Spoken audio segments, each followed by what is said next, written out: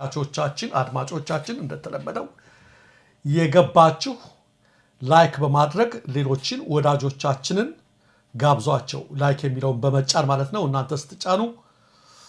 እነሱ ኖቲፊኬሽኑን ይመለከቱታል ይገባሉ ማለት ነው አልጎሪዝሙ ያሳያቸዋል ስለዚህ ላይክ ማድረግ አትርሱ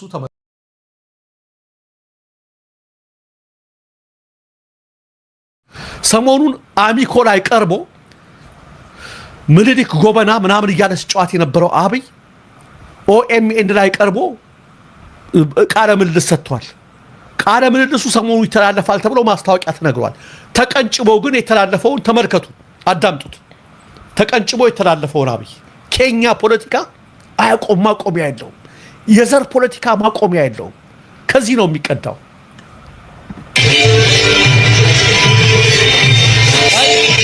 ይሄ አይደለም ባጫ አስቸገረ በማል እየገባ ምንም ነው ባጫ እየገባ ባጫ ማይ ያ አይደለም ይሄ ቀጥሎ ቢቀርበው ነው አብይ በዛ ምን ኖር ሞት ይሱማ ፍጥቱም ማለት ሳይሳብ ሁሉ ወልሲ መሰሙ ወልወል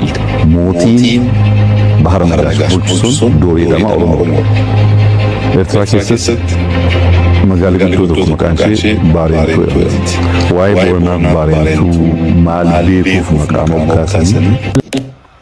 ባጭሩን እንገራችሁና ትደግሚዋለሽ ያለውን ተተርጉሞ ነው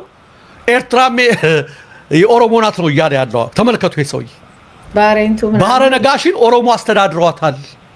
ኤርትራ ውስጥ ባሬንቱ የሚባል አካባቢ አለ አለ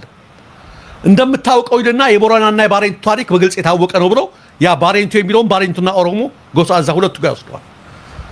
ባሬንቱ የኤርትራ ባሬንቱ የባሬንቱ ገዳ ማረፊያ የነበረች ቦታ ናት ይህን ታሪክ ሲያውቁ እንዲሁ ባሬንቱ ብለው እንዳልሰየሙት ለመረዳት ትችላለህ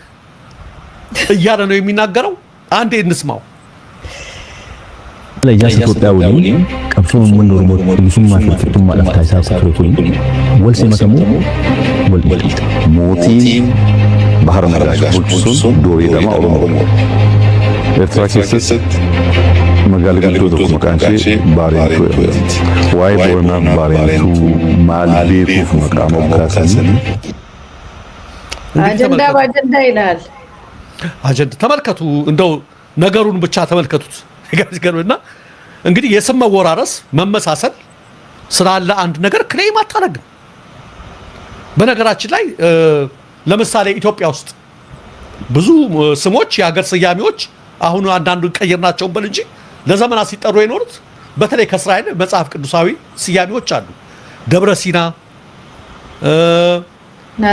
ናዝሬት ደብረ ዘይት አንጾኪያ የሚባሉ ከተሞች አሉ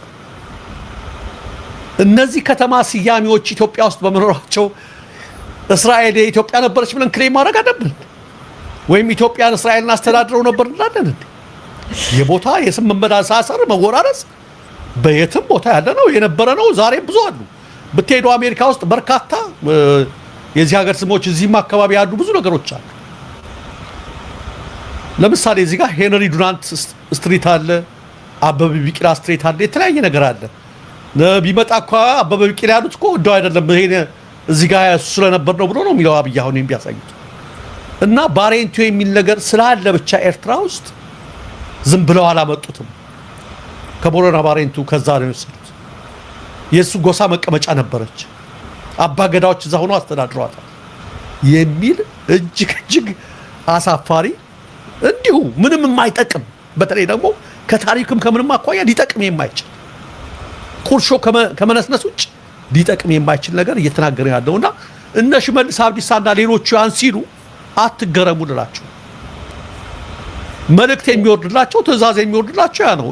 ባህር ዳር ይሄደ ምን እያለ ስለ ኢትዮጵያ የሚያወራው ሰውዬ ምን እያደረገ እንደሆነ እንድትመለከቱት ብዬ ነው ይሆን እሱ እኮ ይጠቅመዋል ለሱ ይጠቅመዋል የኬኛ ፖለቲካ ነው እያደረገ ያስተናግደ ያለው እዛ ሄዶ ኦሮ አማራ ምናምን አለ እዚህ ሄዶ ኦሮሞቹ ጋር ሄዶ መቼም ስለ አማራዎች መቼም እዚህ ላይ አይደግሞ ምናምን ስትል ነበር አሁን አንዳንድ ነገሮችን እዛ ምን አደረገ ከፍ አረገውና ኤርትራ ኬኛ ያላቸው ማለት ነው በቃ የጻፈው መጽሐፍ ነው እርካብና መንበርን እሱን ራሱ ነው የሚተገብረው በሬ ወይ ሳሩን የሚፈልገውን ነገር ንገረው ስጠው ከዛ አንተ የምትፈልገውን ነገር አድርግ ነው ትክክል ሌላው መቲ ሁሉም ነገር ነው የሚለው እንትናቸው ሊቀጥል ይችላል ይሄን ስልሽ ግን እኔ የምክክር ኮሚሽኑ ላይ አሁን መስፍን አርአያ መጥተው የተቆጡት ያ ነገር የሚደረገው እዛ ጋር ያለው ነገር የምርም አልወስደውም እኔ ለምሳሌ ሰውም ንቆታል ይሄን የምክክር ኮሚሽን አይተሽ ከሆነ ስለሱ ያወራ አይደለም ሰው ትኩረቱ አሁን በሰሜን ኃይሎች እየመጡ ነው ነገሩ እየከፋ ነው የሚለው ላይ እንደ ቁም ነገር የወሰደው ስለሌለ ትንሽ ይሄ የማስመሰል ፖለቲካ የለም መስፍን አርአያ ወጣ ብለህ ተቆጣ ባለስልጣናትን እናንተም ዝም ብላችሁ አቧራ አስነሱ በኋላ ይሄን ካለ በኋላ አብይ ገብቶ አይሆንም ብሎ እንዲህ ያደረጋቸው የሚል ነገርና ትንሽ ደም ስጋና ደም እስኪናልብሰው የምክክር ኮሚሽኑ እንደው ሰዎች ጆሮ ጋር እንዲደርስ ካች እንዲያደርግ የሰዎችን ጆሮ እንዲህ አይነት ነገር ንስጣቸው የሚል ነው እንጂ ከቁም ነገር የሚወስደው የለም ነገሩ እያለቀ ነው አመቲ ነገሮች አርቀዋል አብይ ይሄን የሚያደርግበትም አቅም ላይ አይገኝም ዝም ብለው እዛም ሄደሽ በላሽ እዚህ መተሽ በላሽ ነገሩ ነው እንጂ ሆድሽን አልሞላሽ የሚለውና እንትና ቆንጆ ነገር ጽፏል ምክክር ኮሚሽኑ እንዴ ነው ብሎና አጭር እንትን በደንብ ስለተመቸች ነው ባሻይ ብዙ ሰዎች በህብረት በሚኖሩበት መንደር ውስጥ የሚኖር አንዱ ሰው በሌሊት ተነስቶ ለስራ ከቤቱ ሲወጣ ጎረቤቱ አንዱን ሰው ሲደበድበው ተመለከተ ደብዳቢው በያዘው ዱላ ሌላውን ሰው ጭንቅላቱን ሲመታው ተመችው ወድቆ ሞተ ገዳዩ ወዲያ ወደ ቤቱ ሄዶ አካፋና ዶማ አምጥቶ ሟቹን እየጎተተ ከወሰደው በኋላ በዚያው ዶማ ጉድጓድ ቆፍሮ ቀበረውና በአካፋው አፈሩን ደፍኖ ማንንም ያላየው መስሎት ወደ ቤቱ ተመለሰ ሰውየው ባየው ነገር ደንግጦ እንግዲህ ያለህ ነው የሚሆነው ወደ ቤቱ ተመለሰና እየተንቀጠቀጠ ተመልከቹ የሰውየው ሁኔታ እኮ ነው እንትን ያለኝ ወደ መኝታ ቤቱ ሲገባ ሚስቱ ያየችውና ጠየቀችው እንዴ ምን ሆነ ነው የምትንቀጠቀጠው ያየሁትን ነገር ብነግርሽ አታምንኝም አለ ፍርሃት ውስጥ ነው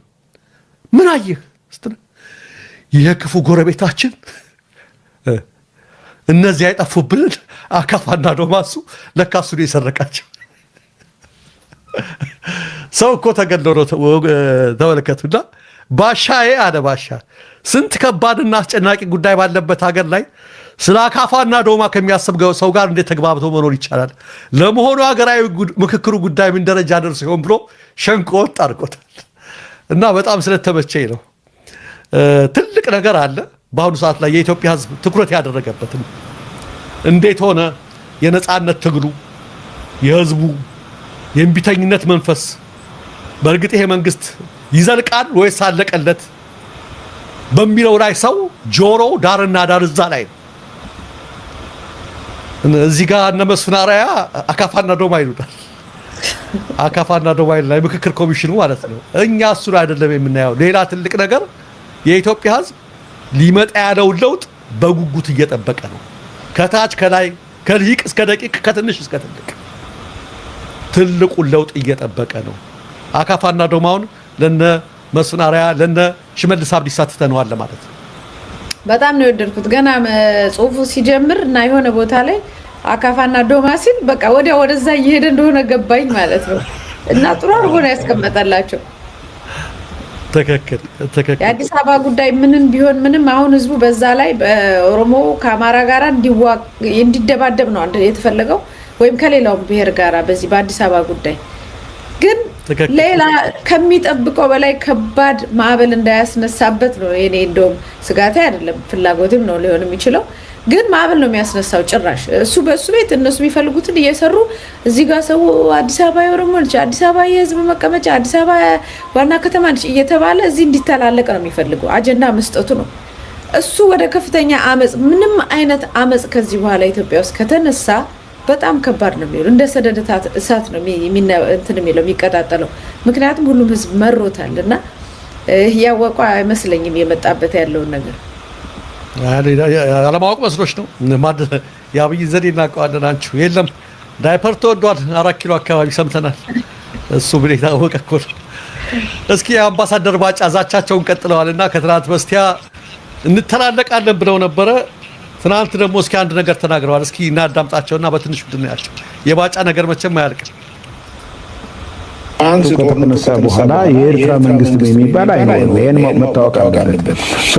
ጂኦግራፊም ይቀየራል። ፎር ዛት ማተር መንግስቶች ይቀየራሉ፣ ጂኦግራፊም ይቀየራል። ዝም ብሎ አይነት አይደለም፣ በቀጠናው ማለት ነው። ለምሳሌ ያክል በኢትዮጵያና በኤርትራ መካከል ያለው ዲማርኬሽን የለም እኮ እሱም ራሱ ሌላ ችግር ይፈጥራል። በኋላ ሌላ ችግር ይፈጥራል። ይሄ ያዛል። የኤርትራ መንግስት አይኖርም። የኤርትራ መንግስት በማይኖርበት ጊዜ ምንድነው ሊመጣ የሚችል? አይኖርም። አዎ አይኖርም። በራሱ ይጠፋል። አይኖርም።